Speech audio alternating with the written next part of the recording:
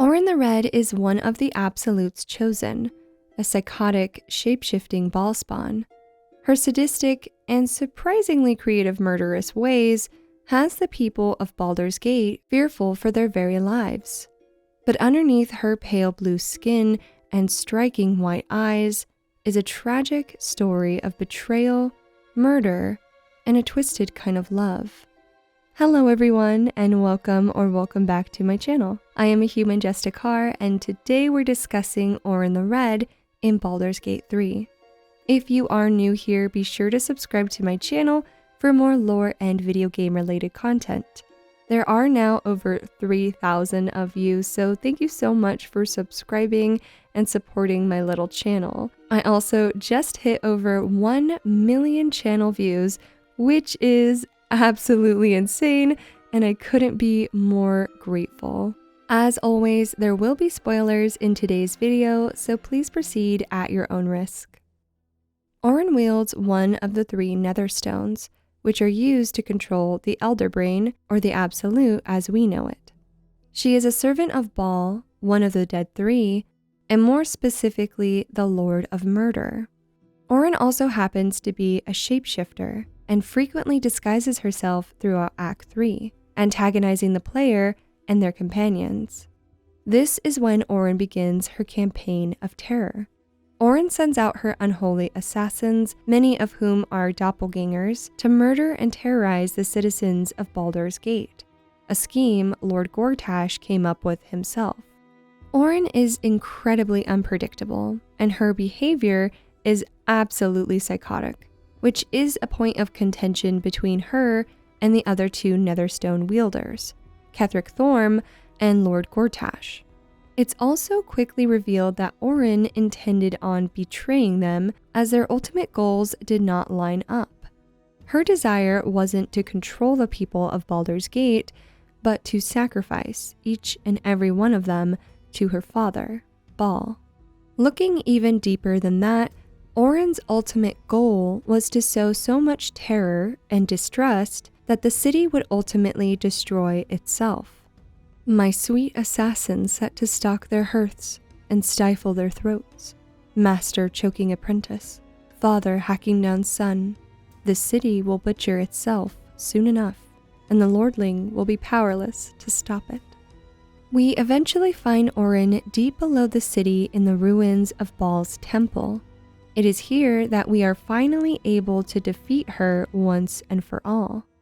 Orin's weapons of choice are a short sword and a dagger, known as Crimson Mischief and Bloodthirst. The description of Crimson Mischief tells us that when she was a girl, she toyed with nastiness and sadism. Children often grow out of this. They get hobbies. For Orin, that taste for cruelty fermented, and in a way, she did find hobbies, ones that screamed.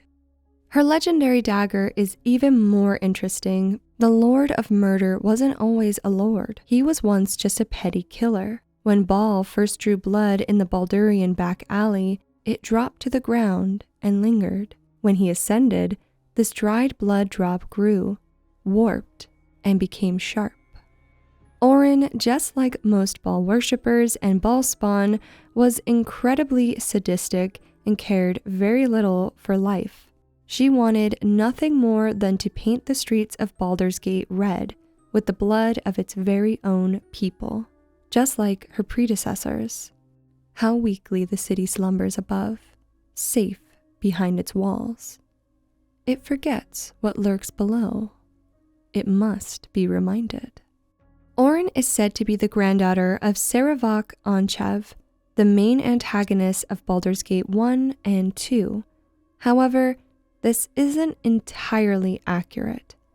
Seravok had a daughter named Helena Anchev, who was in fact Orin's birth mother. Helena's corpse can be found in Orin's bedroom alongside her other victims. Her bloodied corpse is on display for all to witness.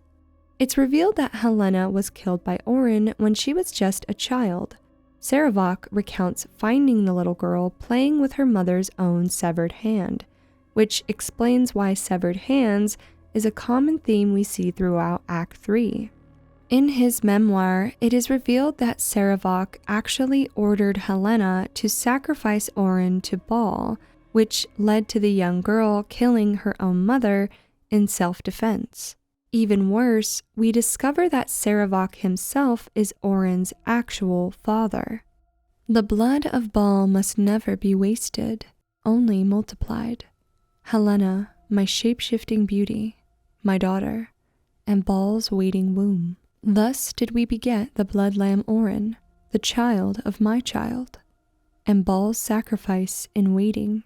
I did not know that it would be Orin that Bal favored, not Helena, but it matters not.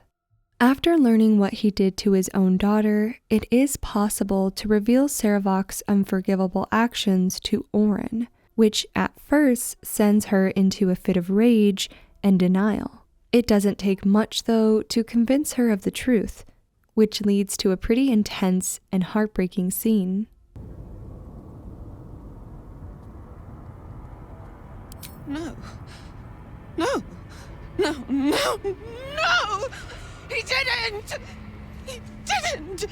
Filthy, pig-mouthed little liar! Grandfather loved me. He worshipped me! These petty smearings will not save you.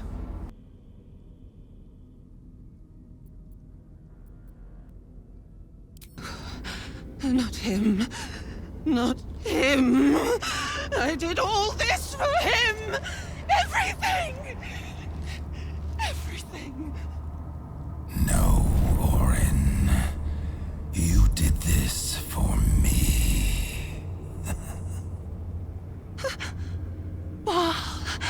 Father, they lied to me. They lie. Hush, child. No more doubts. No more fears. No more Orin. Become murder.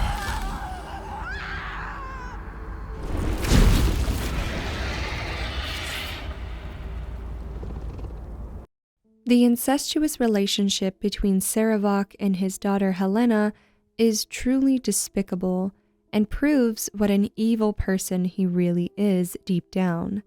It also explains a lot about Orin's childhood, her erratic behavior, and her obsession with pleasing Sarevok and Bal. Despite her devotion to them, however, Orin, just like Helena, was simply a pawn used by the two. They each viewed her as a tool with which to bring about Bal's perfect finale. Bal's domain is a red wasteland in a starless sky, halted in time before the collapse of the final sun. There I wandered, tasting the end of all things. My faith was bolstered more through my death than it ever could through life. I would bring about Bal's perfect finale. The melting of the crimson sun above the lakes of blood. It will happen. In the Chosen's bedroom, you can find Orin's dead butler, a being who is sent by Bal to assist and guide his Bal spawn. There also is a very interesting corpse labeled as a fallen Bal spawn. As many people have theorized since the game's release, this is in fact the corpse of the Dark Urge, if it is not the player. Their connection is revealed throughout the Dark Urge's playthrough, something I don't want to spoil here. If you'd like a full video on the Dark Urge, please let me know in the comment section down below. In the end, Orin's actions cannot be excused, but her upbringing can definitely explain the horrific quagmire that is her mind. Orin was always going to be a sacrifice to Bal, no matter what happened, whether by the hands of her sister mother Helena or by becoming an instrument for Bal to use to unleash death and horror onto this world. No matter what, her fate was never truly in her own hands. Orin ultimately meets a cruel end just as she lived a twisted and cruel life. Thank you so much for watching my video on Orin the Red. If you liked it, don't forget to give it a thumbs up and subscribe for more video game related content to come very soon. As always, I can't wait to talk to you all on the next one. Bye!